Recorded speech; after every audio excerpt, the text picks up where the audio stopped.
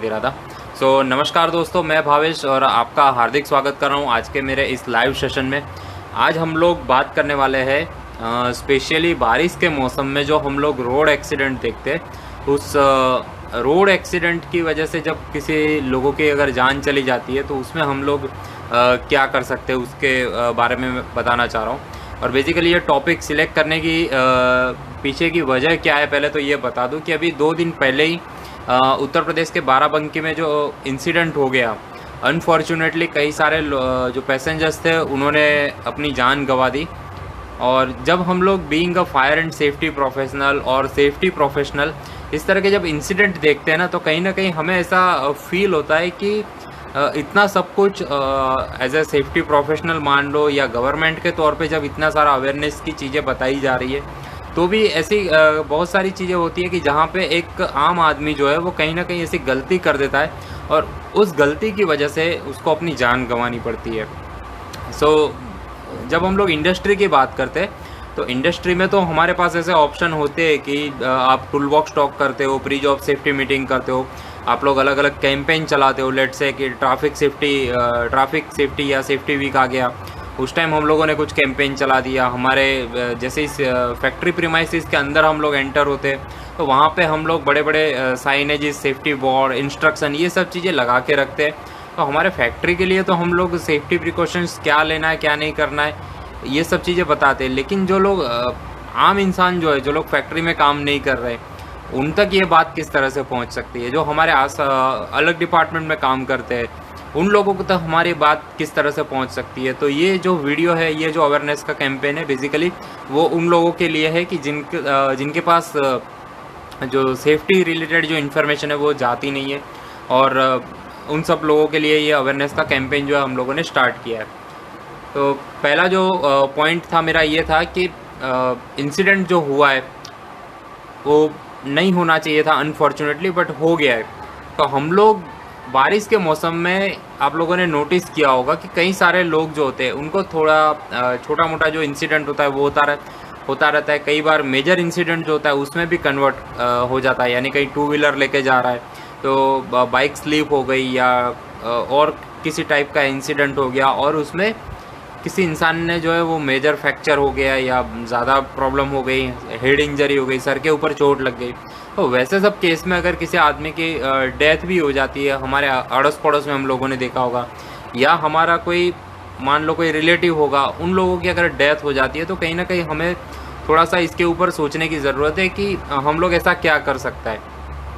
इसके बेस पे मैं आज जो है कुछ ऐसे इम्पोर्टेंट टॉपिक बताऊँगा जो कि आपको भी लेना है सेफ्टी प्रिकॉशन, यानी हमें खुद लेना है, हमें एक एग्जाम्पल सेट करना है पब्लिक के अंदर।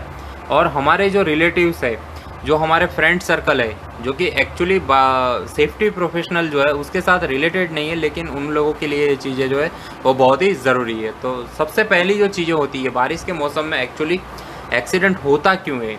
और 2 व्हीलर की अगर मैं बात करूँ, स्पेशली आज का जो सेशन है वो मेरा 2 व्हीलर के ऊपर है। तो 2 व्हीलर में बेसिकली उसको हम लोग 2 तरह के जो व्हीकल है उसमें सोच सकते हैं। पहला जो हो गया कि हमारा जो व्हीकल है वो एक्चुअली गियर वाला व्हीकल है, जिसे हम लोग बाइक के नाम से जानते हैं। और दूसरा जो व्हीकल होता है जिसे हम लोग गियरलेस व्हीकल बोलते हैं। बेसिकली एक्टिवा जो है वो ज़्यादा फेमस वर्ड यूज़ होता है।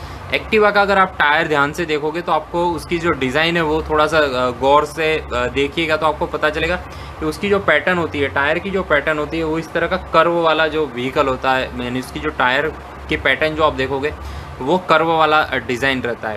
तो कर्व वाली डिज़ाइन होने की वजह से पहले ही क्या है कि उसमें जो रोड की सरफेस के साथ जो उसका कॉन्टेक्ट एरिया जो बन रहा है वो डेफिनेटली कम हो जाता है। कर्व होने की वजह से रोड के साथ जो उसका कनेक्शन हो रहा है वो कम हो जाता है। तो इस तरह से पहला तो यहाँ पे एक सिचुएशन क्रिएट हो जाती है। दूसरा, पर्टिकुलरली बारिश के मौसम में जब बारिश स्टार्ट होती है उसके पहले की अगर मैं बात करूँ तो जो पिछले 8 महीने का जो ड्यूरेशन था, उस 8 महीने के ड्यूरेशन में रोड जो होता है, रोड के ऊपर कई सारे व्हीकल जो पास होते हैं उसकी वजह से जो टायर का जो सल्फ़र होता है या जो इंजन में से जो ऑयल गिरता रहता है वो आपको जो है सरफेस के साथ एकदम पूरा जो है वो चिपक जाता है, हमें पता नहीं चलता है कि वहाँ पे ऑयल है या नहीं। जैसे ही बारिश की शुरुआत होती है तो वो जो ऑयल होता है वो धीरे धीरे जो है वो एक सरफेस के ऊपर, रोड की जो सतह होती है उसके ऊपर आपको दिखाई देगा। यानी अगर हम लोग जैसे गाड़ी चला रहे हैं तो हमें ऑयल के धब्बे जो होते हैं वो एक सर्कल शेप में, या जो रेनबो का जिस तरह का कलर का पैटर्न होता है उस तरह का पैटर्न हमें दिखाई देता है, तो वो बेसिकली ऑयल होता है। अगर उस केस में जब आप ड्राइव कर रहे हो उस पर्टिकुलर लोकेशन से, उस रोड से, उस सर्कल के ऊपर से जब पास हो रहे हो, तब आपकी जो बाइक है, आपकी एक्टिवा है, उसके स्लिप होने के चांसेस बढ़ जाते हैं। क्यों? क्योंकि वहाँ पे फ्रिक्शन जो है वो नहीं हो रहा है।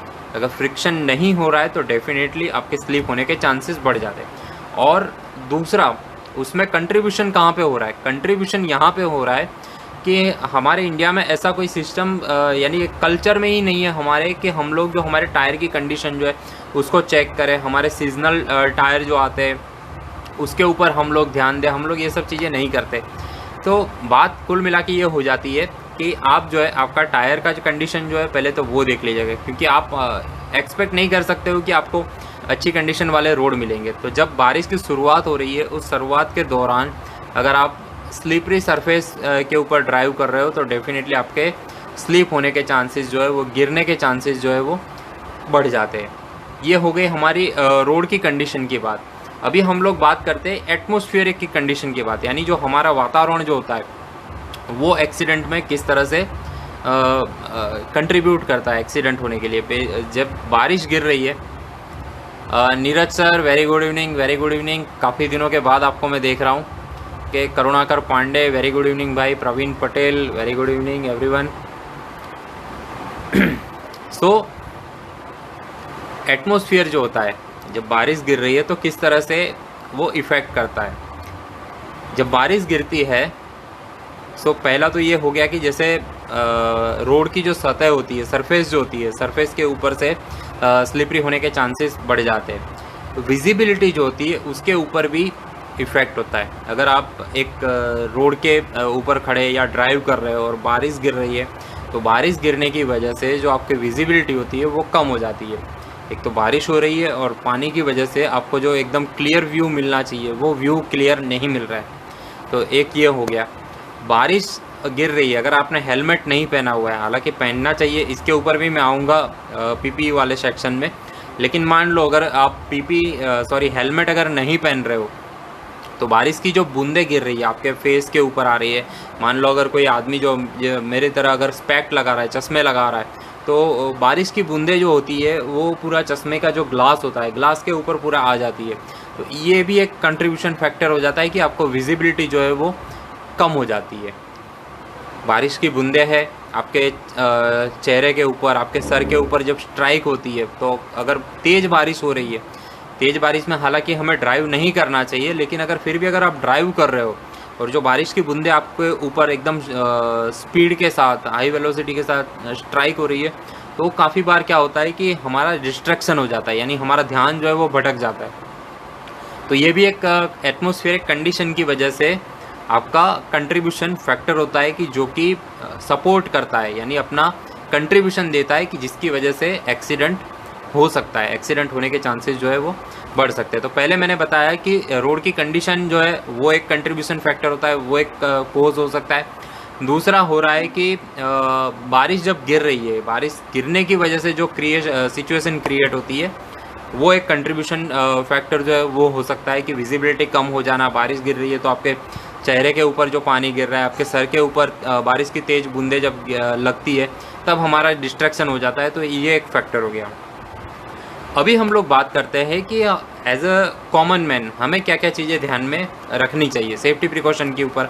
अभी हम लोग बात करते हैं, एक्सीडेंट होते हैं, हमें पता है कि आए दिन किसी ना किसी के साथ बाइक के ऊपर, टू व्हीलर, एक्टिवा के ऊपर अगर कोई आदमी गिर गया, स्लिप हो गया तो उसके एक्सीडेंट होते रहते हैं। मुद्दा ये है कि हम लोग सेफ़ कैसे रह सकते हैं, या हम लोग क्या चीज़ें ध्यान में रखनी चाहिए ताकि हम लोग जो है सेफ़ रह सके। हमारे साथ में जो लोग गाड़ी में बैठे हुए, टू व्हीलर के ऊपर बैठे, उन लोगों की सेफ्टी के लिए हम लोग क्या कर सकते हैं, उसके ऊपर आते हैं।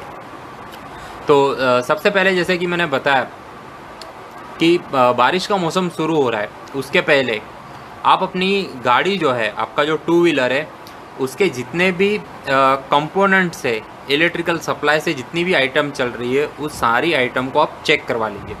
आपके कनेक्टर, आपके फ्यूज़, यानी गाड़ी का जितना भी इलेक्ट्रिकल वायरिंग है, उसको अपने मैकेनिक के थ्रू चेक करवा लीजिए।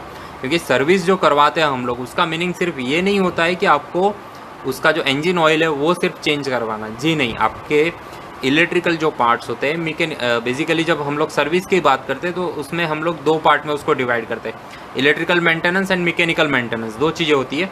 सो ज़्यादातर लोग क्या है, इलेक्ट्रिकल पार्ट्स जो है उसको इग्नोर करते हैं। इग्नोर नहीं करना है, उसको भी हमें चेक करवाना है। क्या क्या चीज़ें चेक करवानी है?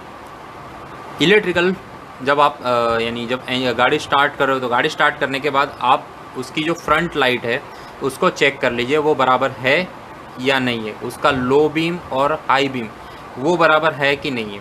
आपकी गाड़ी की जो पीछे वाली लाइट होती है, रेड कलर की डेंजर लाइट जो होती है, रेड लाइट जो होती है, उसको एक बार चेक कर लीजिए, वो बराबर काम कर रही है कि नहीं कर रही है। अगर गाड़ी पुरानी हो जाती है तो उसका ग्लास जो है, बेसिकली वो प्लास्टिक कंपोनेंट होता है, तो प्लास्टिक कंपोनेंट जो है वो डीम हो जाता है। तो कई बार इतना यानी डस्टी एटमॉस्फेयर हो गया, हम लोग प्रॉपर ध्यान नहीं दे रहे, तो उसके अंदर की ओर पे डस्ट जो है वो जमा हो जाती है। उसका जो बल्ब होता है वो बल्ब काफ़ी बार डीम हो जाता है, वायरिंग के ऊपर ध्यान नहीं दिया, डस्ट हो गया तो प्लास्टिक जो है वो ख़राब हो गया। सेम चीज़ जो आगे वाली जो फ्रंट लाइट होती है, हेड लाइट जो होती है, उसके ऊपर भी अगर हम लोग ध्यान नहीं देते तो भी ये चीज़ें होती है कि उसका जो फोकस जो होना चाहिए वो बराबर नहीं होता है। तो पहले आप ये चेक कर लीजिए कि आपकी जो फ्रंट वाली जो लाइट है, हेड लाइट जो है, उसके दोनों जो बीम है, हेड यानी हाई बीम और लो बीम जो है वो बराबर काम कर रहे हैं कि नहीं। आपके पीछे वाली जो रियर वाली जो लाइट है वो बराबर काम कर रही है कि नहीं, वो एक बार चेक कर लीजिए। Yes, very good Karunakar. फिर दूसरा पार्ट आता है कि आपके गाड़ी के इंडिकेटर्स, चारों इंडिकेटर, दो आगे वाले दो पीछे वाले इंडिकेटर्स जो है वो काम करने चाहिए। उसको बराबर चेक कर लीजिए कि वो काम कर रहे हैं कि नहीं कर रहे। फिर थर्ड वाला पार्ट आता है कि आपका गाड़ी का जो हॉर्न है, हालांकि हॉर्न बजाना मैं खुद प्रीफर नहीं करता हूँ, एक एनोइंग थोड़ा सा इरिटेटिंग फील होता है, लेकिन आपका जो हॉर्न है वो भी अच्छा होना चाहिए। ये चीज़ हो गया। मैकेनिकल पार्ट्स तो होते ही है, टायर की ग्रिप देख लीजिए, टायर का प्रेशर देख लीजिए, लेकिन इलेक्ट्रिकल कंपोनेंट्स जो है उसको भी हमें अच्छी तरह से चेक करना है कि वो हमारे वर्किंग कंडीशन में होने चाहिए। अभी जैसे करुणाकर ने कमेंट करके बताया हुआ है कि मड गार्ड जो है वो भी बहुत ही इम्पोर्टेंट चीज़ होती है। आजकल के जो व्हीकल आप लोग देख रहे हो, टू व्हीलर, उसमें जो प्लास्टिक कंपोनेंट्स यानी प्राइस को कम करने के लिए और उसका वेट कम करने के लिए, उसके एवरेज बढ़ाने के लिए उसमें प्लास्टिक के कंपोनेंट जो है वो बढ़ा दिए जाते हैं। जब प्लास्टिक के कंपोनेंट बढ़ा दिए जाते हैं तो उसमें ये लोग क्या करते हैं, कई बार उसमें कॉम्प्रोमाइज़ भी कर लेते हैं, और ये कॉम्प्रोमाइज़ वाला जो फैक्टर है वो आपको मड गार्ड के तौर पे देखने को मिलेगा। अगर पहले के आज से 20-25 साल पहले की अगर मैं बात करूँ तो रबर के मड गार्ड जो है वो यूज़ किया करते थे। इवन जो ऑटो रिक्शा चलती थी, ऑटो रिक्शा के पीछे करीब करीब 1 फीट 1.5 फीट वाले मड गार्ड जो है वो रबर के लगा के रखते थे। उसमें कई सारे हीरो हीरोइन के पोस्टर जो है वो प्रिंट करवाते थे। एक अच्छा सा लुक भी दिखता था, और उसमें जो पीछे जो बंदा ड्राइव करके आ रहा है उसको एक सेफ्टी प्रोटेक्शन मिलता था कि जो कीचड़ उछल रहा है वो उसके हेलमेट के ऊपर, हेलमेट का जो वाइज़र है, वाइज़र के ऊपर नहीं जाएगा। जैसे मेरी तरह अगर किसी ने चश्मा पहना हुआ है तो चश्मे के ऊपर वो मड जो है वो नहीं उछल रहा है, उसके कपड़े जो है वो गंदे नहीं हो रहे। तो ये एक चीज़ हो गया। तो इलेक्ट्रिकल फिटिंग्स जो है उसको एकदम अच्छी तरह से आप चेक कर लिए, अगर उसमें कुछ प्रॉब्लम लग रही है तो उसको रिपेयरिंग करवा लीजिए। तो ये हो गया, इलेक्ट्रिक पार्ट्स जो है उसको अच्छी तरह से चेक कर लिया, आपने टायर चेक कर लिया। अभी बात आती है कि रोड के ऊपर जो पोर्ट होल होते हैं, यानी जो गड्ढे हम लोग देखते हैं ना, गड्ढे में जब कोई भी बारिश का पानी जब मिट्टी के साथ मिल जाता है तो उसका कलर जो है वो थोड़ा सा चेंज हो जाता है। एक होता है साफ़ पानी और एक होता है गंदा पानी। गंदा पानी यानी उसके अंदर कुछ भी टर्बिडिटी आ गई है, कुछ मिट्टी जो है वो मिक्स हो गई है। सॉरी, मिट्टी जब उसके अंदर मिक्स हो जाती है तो हमें विजिबिलिटी, जो पानी की गहराई कितनी है वो हम लोग चेक नहीं कर सकते। अगर आप मान लो एक सेम रोड के ऊपर डेली ट्रैवलिंग कर रहे हो तो आपको पता रहेगा कि मैं जब इस रोड से डेली जा रहा हूँ तो डेली जाने की वजह से ये जो रास्ता है इसके ऊपर कहाँ कहाँ पे गड्ढे ये आपको पता रहेगा, तो उसमें आप बारिश का मौसम में भी थोड़ा सा बच के निकल सकते हैं। आप किसी अननोन जगह पे जा रहे हो, यानी अनजाने रास्ते पर अगर आप गाड़ी चला रहे हो, बाइक लेकर निकले हो, एक्टिवा लेकर निकले हो और आपको पता नहीं है कि इस जो पानी भरा हुआ है उसके अंदर गड्ढा है या नहीं है, और आप स्पीड के साथ अगर वहाँ से निकल रहे हो तो डेफिनेटली आपके गिरने के चांसेस है। गिरने के चांसेस किस तरह से रहते हैं, मान लो अगर गड्ढे की चौड़ाई जो है, यानी पहले डेप्थ की बात कर लो, अगर डेप्थ जो है वो अगर 3 इंच से ज़्यादा अगर डेप्थ हो जाती है तो यस डेफिनेटली आपके लिए रिस्क जो है वो बढ़ जाता है, पहली चीज़। दूसरा, गड्ढे की जो चौड़ाई है वो अगर आपका जो 2 व्हीलर का जो चौड़ाई है, यानी मान लो अगर एक्टिवा है 1.5-2 फीट, अगर उससे बड़ा गड्ढा है तो क्या होगा, आप जब थोड़ा सा अगर इम्बैलेंस होगा तो आपका जो पैर है, लेफ़्ट वाला पैर जो है वो पानी के अंदर आप ट्राई करोगे ताकि आपका बैलेंस जो है वो बना रहे। अगर गड्ढे की चौड़ाई ज़्यादा है और उसी जगह से आप जा रहे हो, आपको पता नहीं लगा, और आप जैसे ही पैर अंदर डाल रहे हो तो आपको पता चल रहा है कि नीचे भाई रोड तो मिल नहीं रहा है, तो आप और ज़्यादा आपका पैर जो है वो झुकाने के लिए ट्राई करोगे, और उसी केस में हम लोग जो है वहाँ पे गिर जाते। पानी जो है वहाँ पे साफ़ सुथरा नहीं था, मिट्टी वाला पानी था, तो मिट्टी वाले पानी में अगर कोई भी लोहे का कोई टुकड़ा या दूसरा कोई, मान लो अगर आरसीसी का रोड है, आरसीसी के रोड के ऊपर भी गड्ढे होते हैं, अगर उसमें जैसे मान लो अगर लोहे की सलाई जो है वो कहीं पे निकल के आई है, या जो एग्रीगेट होते हैं, कंकड़ जो होते हैं रोड बनाने के लिए जो कंकड़ यूज़ करते हैं, मेटल के स्टोन यूज़ करते हैं, वो वाले जो पत्थर एग्रीगेट या लोहे का टुकड़ा अगर कहीं पे रखा हुआ है, अगर वो नीचे है और उस टाइम अगर आप गिर जाते हो, आपके बॉडी के ऊपर वो टच होता है, अगर आपको चोट लगती है तो और ज़्यादा रिस्क जो है वो आपके लिए बढ़ जाता है। तो ये चीज़ें ध्यान में रखें। अभी इसको अवॉइड किस तरह से करना है, इसके ऊपर ध्यान रखना है कि जो पोर्ट होल होते हैं, यानी गड्ढे वाला जो रास्ता होता है उसको आपको ध्यान से रखिए, हो सके तो उसको अवॉइड कीजिए। गड्ढे में या पानी जो है जिसके बारे में आपको पता नहीं है कि ये रास्ते में कितना गड्ढा रहेगा, क्या रहेगा, अगर नहीं है तो उसको अवॉइड कीजिए। अगर कुछ वर्स्ट कंडीशन में अगर आपको जाना पड़े तो आपकी गाड़ी की जो स्पीड है उसको आप थोड़ा सा स्लो करके जाइए। तो एक ये चीज़ हो गया। स्पीड, यस, स्पीड बहुत ही इम्पोर्टेंट चीज़ हो जाती है। स्पीड क्यों मायने रखती है? स्पीड जो होता है, जैसे साइंस में एक फॉर्मूला आता है कि mass into velocity is equal to momentum. जितनी वेलोसिटी ज़्यादा रहेगी उतना ही इम्पैक्ट जो है वो बहुत ही ज़्यादा रहेगा। रमेश भाई very good evening. Mass into velocity is equal to momentum. तो जितनी वेलोसिटी ज़्यादा रहेगी, आपका मास यानी आपका बॉडी का वेट और बाइक या जो भी 2 व्हीलर आप चला रहे हो उसका वेट, वो तो एक कॉमन हो गया कि 150-200 किलो वो फिक्स हो गया। वेलोसिटी अगर जिस हिसाब से चेंज हो रही है उस हिसाब से मोमेंटम भी जो है वो चेंज होता है।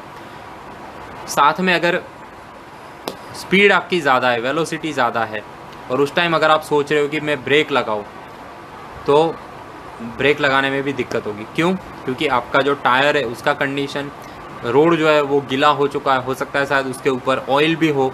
उस केस में आपको जो ब्रेकिंग डिस्टेंस है वो ज़्यादा चाहिए।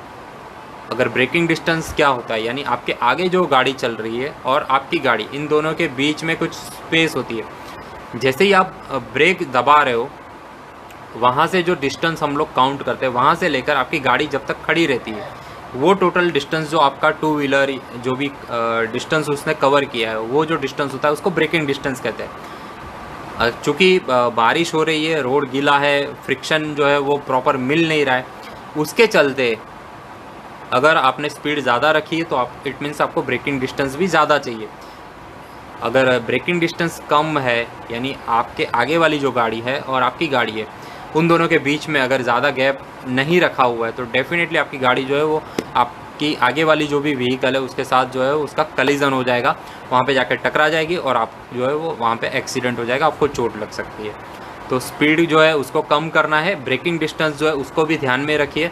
आप रूटीन में अगर गाड़ी चला रहे हो तो आपका ब्रेकिंग सिस्टम जो है उसको आप अंदाज़ा लगा सकते हो कि अगर मैं ब्रेक लगाऊंगा तो कितना मीटर कवर करने के बाद जो है वो गाड़ी जो है वो मेरी रुक जाएगी, या कितनी स्पीड जो है वो कम होगी, उसके हिसाब से आप जजमेंट जो है वो लगा सकते हैं। तो एक ये चीज़ जो है उसको ध्यान में रखना है। फिर बात आती है कि जैसे मैंने स्टार्टिंग में बताया, हेलमेट जो है उसको तो पहनना ही है। सीज़न चाहे कुछ भी हो, डिस्टेंस चाहे कुछ भी हो, यानी घर से निकले, ऐसा नहीं है कि मुझे जस्ट चौराहे पे जाना है दूध लेने के लिए और मैं हेलमेट नहीं पहनूंगा, ये चीज़ें हम लोग खुद नहीं करते, और बीइंग अ सेफ्टी प्रोफेशनल ये हमें डेफिनेटली कभी भी नहीं करना चाहिए। और एज अ रोल मॉडल भी हम लोग जो है सोसाइटी में ये चीज़ अवेयरनेस कर सकते हैं, करना ही चाहिए। दूसरे लोगों को भी बोलिए, टोकिए उनको कि भाई अगर छोटा सा भी डिस्टेंस है, गाड़ी चला रहे हैं। मैंने रोड सेफ्टी के एक अहमदाबाद में बहुत बड़े एक्सपर्ट है, उन्होंने एक चीज़ एग्जांपल दिया था लाइव ट्रेनिंग में। जस्ट मैं हेलमेट क्यों पहनना चाहिए उसका एक इम्पोर्टेंस आपको बता रहा हूँ। जो नॉर्मल इंसान जो अगर वॉकिंग करता हुआ जा रहा है तो उसकी जो स्पीड रहती है, मान लो 5 किलोमीटर 6 किलोमीटर समथिंग स्पीड पे वो चलता हुआ जा रहा है। अगर वो दौड़ना शुरू करता है तो उसकी जो स्पीड रहेगी 10 किलोमीटर 15 किलोमीटर प्रति घंटे की स्पीड से वो दौड़ेगा। अगर उससे और थोड़ा व्हीकल में अगर हम लोग कन्वर्ट कर देते, लेट से कि वो साइकिल लेके जा रहा है तो और थोड़ा सा स्पीड जो है वो बढ़ जाएगा, लेट से कि 15 से 20 किलोमीटर। और जो हम लोग 2 व्हीलर चलाते हैं, बाइक हो गया, एक्टिवा हो गया, वैसे जो व्हीकल हम लोग चलाते हैं सिटी एरिया के अंदर, तो कम से कम हमारी जो स्पीड होती है वो मिनिमम हम लोग 30 किलोमीटर 40 किलोमीटर 45 किलोमीटर की स्पीड पे हमारा व्हीकल जो है वो चला रहा है।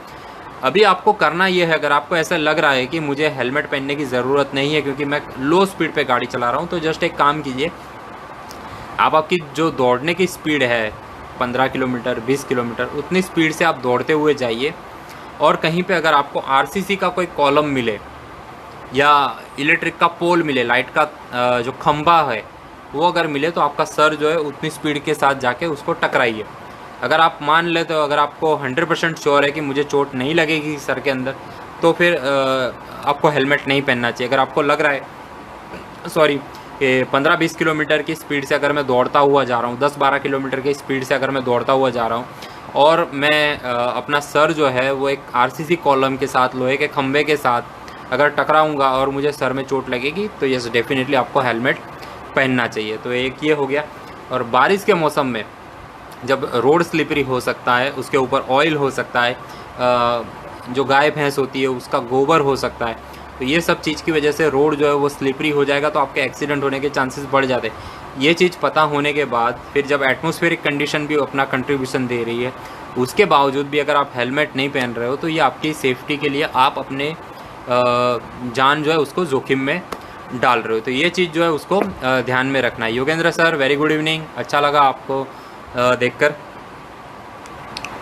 तो अभी जो मैंने बताया रोड एक्सीडेंट क्यों होते हैं, रोड की कंडीशन क्या होती है, एटमॉस्फेरिक कंडीशन क्या होती है, हम जब मेंटेनेंस के लिए जाते हैं तब हमें क्या क्या चीज़ें ध्यान में रखनी चाहिए, इस चीज़ के बारे में मैंने बताया। टायर की कंडीशन हो गया, इलेक्ट्रिकल फिटिंग्स जो होते हैं उसके बारे में मैंने बताया। हेलमेट जो है वो पहनना चाहिए। एक और इम्पोर्टेंट टर्मिनोलॉजी में बता रहा हूँ, जो लोग सेफ्टी प्रोफेशनल है उनको तो ये चीज़ पता होता है, पिलियन राइडर के नाम से एक वर्ड यूज़ किया जाता है। अगर आप अपना जो 2 व्हीलर जब आपने परचेज़ किया होगा, उसके साथ जो हैंडबुक आती है, जो मैनुअल आती है, उसके अंदर भी पिलियन राइडर करके एक वर्ड जो है वो यूज़ किया गया है। आप जब ड्राइव कर रहे हो और आपके पीछे जो भी इंसान बैठता है उसे हम लोग पिलियन राइडर के नाम से जानते हैं, और पिलियन राइडर जो है उसको भी हेलमेट पहनना मैंडेटरी है। उसकी सेफ्टी के लिए, आपके परिवार की सेफ्टी के लिए आप जो है हेलमेट आप खुद पहनिए, और जो पिलियन राइडर जो आपके पीछे बैठे हुए उनको भी हेलमेट जो है वो पहनने के लिए बोलिए।